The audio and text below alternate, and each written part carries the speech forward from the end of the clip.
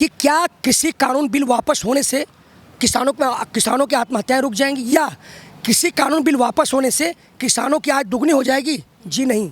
जब तक उनके फसलों का वास्तविक मूल्य नहीं मिलेगा तब तक कुछ नहीं होगा। एमएसपी, हम मैक्सिमम सपोर्ट प्राइस मांगते हैं, न्यूनतम समर्थन, एमआरपी नहीं। जिस प्रकार से आप देखते हैं गेहूँ हमसे 15 रुपये लेकर के एक मजदूर उसको धोता है, सुखाता है, चक्की वाला पीसता है, फिर 52 रुपये बिकता है एमआरपी पर। हम न्यूनतम समर्थन मूल्य मांग रहे हैं। फसलों पे हमें गारंटी हो, जो 23 फसल है तो वो हमें चाहिए, और उससे बाहर कम रेट पर बेचने वाले व्यापारी को सजा का प्रावधान हो, ये हमारी मांग है। नहीं तो इसका हमारे आंदोलन का कृषि कानून वापस लेने कोई औचित्य नहीं रहेगा। तो हमारी मांग रहेगी, आदमी रोटी बेलता है, एक आदमी रोटी खाता है, और एक ऐसा भी आदमी है जो रोटी से खेलता है, फिर भी भारतीय संसद मौन है। 1947 में भारत आज़ाद तो हुआ, पर कौन आज़ाद हुआ? शहर, यानी कार्यपालिका, विधायिका और न्यायपालिका।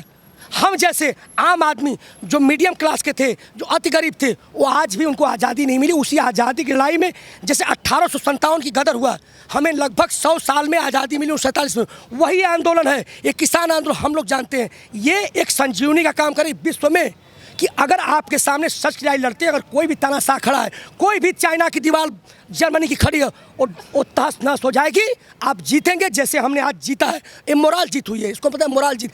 कि इसलिए मैं कहता हूँ कि कल तक वो लोग कहते समर्थक, अरे क्या कर रहे हो, ये बिल तो कभी वापस ही नहीं होगा, और तो और कुछ दिन में देखना ये आंदोलन कुचल दिया जाएगा।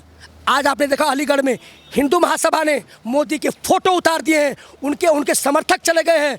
जो समाज के साथ खेलेगा उसका हश्र नहीं होगा। जी सर, आप क्या कारण मानते हैं कि प्रधानमंत्री नरेंद्र मोदी ने अचानक ये कानून वापस लेने की बात कर दी? क्योंकि एक साल से तो किसान आंदोलन कर रहे हैं और 700 से ज़्यादा किसान शहीद हो गए। ये जो किसानों की आवाज़ थी, लोगों का दबाव था, झेल नहीं पाए। क्या लगता है जो 6 बजे 7 बजे वो राष्ट्र साल बाद समझ आई? मैं बता रहा हूँ, दबाव नहीं झेल पाए, वो झेल रहे थे।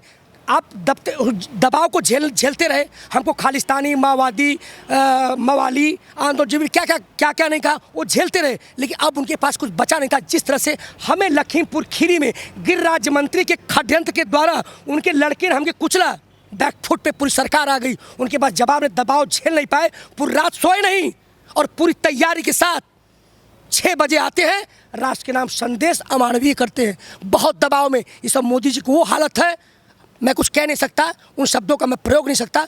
बहुत खराब हालत है, उनके लिए दुआ कीजिए, ऐसा ना हो कहीं कि वो आत्महत्या भी न कर लें, जैसे जर्मनी का तानाशाह ने जहर खा लिया था।